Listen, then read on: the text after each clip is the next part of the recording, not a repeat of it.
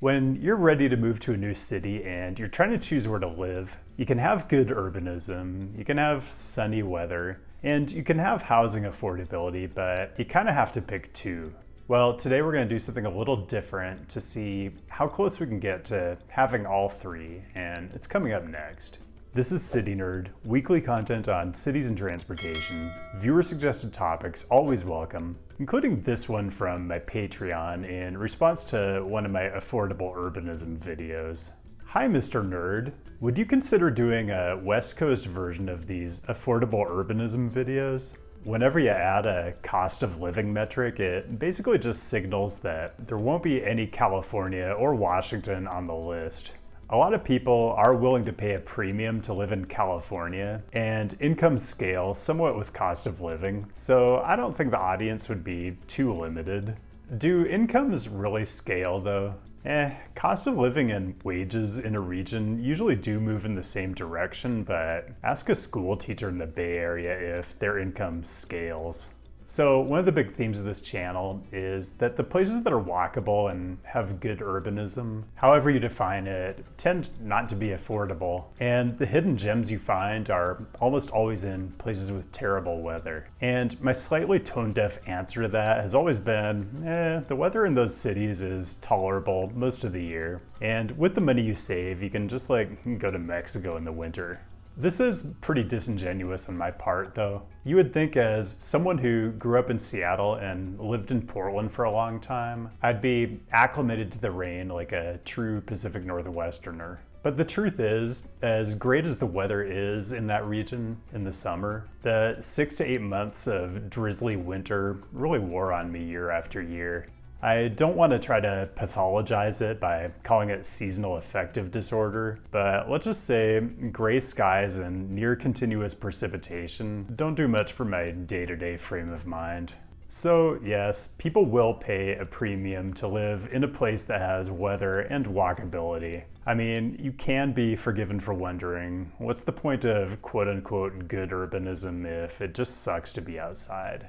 So I get a lot of people who just want me to jump straight to the answers in my top 10 list videos, or people who post a spoiler comment that lists the top 10 with timestamps. Super helpful. On the other hand, I do have people who are super interested in how I think about this stuff and how I do the analysis. And to be perfectly honest, I'm a lot more interested in making the second type of person happy, so here's what I'm doing today. For housing affordability, I'm using the median monthly rent per square foot for the central city of all US metro areas larger than 500,000 population, because I do want to live in a reasonable sized metro and I just don't want to live in a suburb.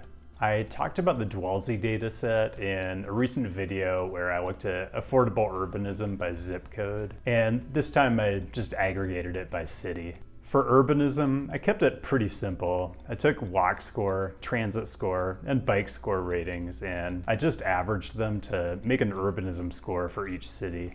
For weather, I defined good weather as San Diego, basically, which for 11 out of 12 months of the year has an average low above 50 Fahrenheit, an average high below 90, and less than 3 inches of precipitation. And I just counted the number of months where each city meets this criteria. This isn't to say you can't have stretches of pleasant weather in cities that just don't hit the criteria at all, like New York. But I'm looking for something a little more consistently sunny in today's video, so months of San Diego weather is a pretty good proxy.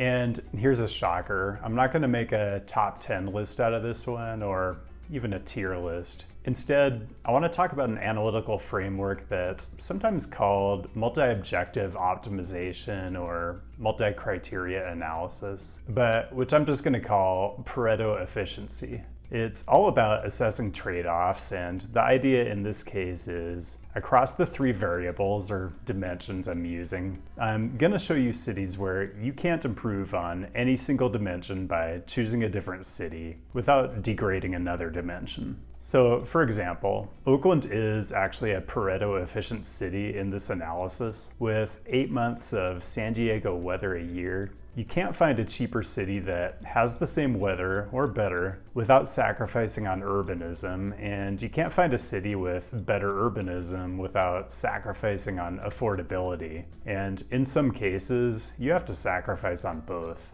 Final disclaimer. If I haven't made this all abundantly clear by now, this list is for people who are willing to sacrifice urbanism for weather. Otherwise, the answer is always going to be Chicago and Philadelphia. Okay, this is going to be different and interesting, I think, so let's get into it. The way I'm going to do this is I'm going to try to maximize for one of the three variables at a time while still meeting some minimum criteria for the other two. For example, I'm not going to give you any cities that score poorly on urbanism, or that cost more than $2 a square foot, or have fewer than 3 months of San Diego weather a year. So if I'm optimizing for weather, my winner is Tampa, Florida, with 8 months a year of the prescribed weather. And look, none of the cities I'm going to show you is going to be Amsterdam in terms of urbanism. But on the other hand, Amsterdam doesn't have good Cuban food and Dutch people have terrible personalities. I'm going to give you sort of an honorable mention for each variable. So for weather, it's Sarasota, also 8 months a year. It's above $2 a square foot, so kind of broke my rule, but it does rate better than Tampa on urbanism, so it is also Pareto efficient. Okay, let's move on to my winner when I'm optimizing for price, and that's Albuquerque. You still get 3 months of San Diego weather and some other pretty good months too, to be honest. The urbanism score is not great, but it is dragged down by the transit, which I think is fair. But a lot of the really livable parts of the city are in walkable or bikeable range from each other. The city does have a pretty good bike score. It's pretty flat. The weather's fairly dry all year, so maybe you can live with dicey transit. My backup city on price is Las Vegas. More expensive than Albuquerque and a worse urbanism score, but 4 months a year of San Diego weather, so it is Pareto efficient. Outside those 4 months though, take it from someone who lived there, there are definitely stretches of the year when people in Vegas just don't hang out outside, which I think is a bit of a detriment to whatever urbanism the city has. Okay, I've got some honorable and dishonorable mentions, as well as the city that really maximizes for urbanism while still being somewhat affordable and having a lot of pretty nice weather, and a couple backup options as well. But first, quick reminder to click a bunch of stuff that makes the algo happy. If you're enjoying this tour of sunny cities that have limited but interesting urbanism, I can be found on a lot of different apps, and joining Patreon is a great way to support the channel and engage with a tight-knit community of like-minded folks. Honorable mentions, I'm just going to give you the other two cities that met my threshold criteria and are also Pareto efficient, but just aren't standouts in any single dimension. One is Orlando, Florida, and the other is Fresno, California, which is probably nobody's idea of an urbanist utopia, but may be the high-speed rail capital of the US in the not-too-distant future. Jesus. Dishonorable mentions are cities that just get dominated in a multi-criteria analysis. Austin, Texas, it's okay weather, significantly more expensive than Albuquerque. It's worse on the urbanism score. I guess on the other hand, Albuquerque is kind of deficient when it comes to insufferable tech bros, marginally talented musicians, and being the seat of Handmaid's Tale type statewide politics. The breakfast tacos are pretty good though, so I guess it's a wash. And dishonorable for San Francisco. The best urbanism score out of all my nice weather cities, and far, far and away the most expensive. It's like the ultimate walkable urbanism for the rich city. Okay, let's get to our top recommendation if you're prioritizing urbanism, and it's Salt Lake City, Utah. You get a lot of very nice weather in the warmer months and access to the mountains in the colder months, which I didn't count. But honestly, walking, biking, and transit are all pretty strong. especially for a city this size. And you know what? Both Ogden and Provo, which are separate metro areas over 500,000, are also Pareto efficient. And yeah, maybe there's a common denominator here in terms of diversity or cultural fit. I don't know what the euphemism is. And that probably helps keep prices down, but Salt Lake City might be more diverse and tolerant than you think, so try to keep an open mind.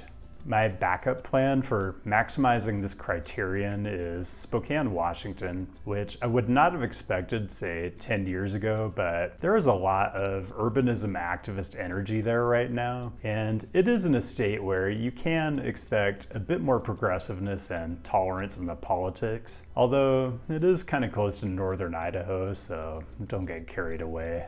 And that's all I've got.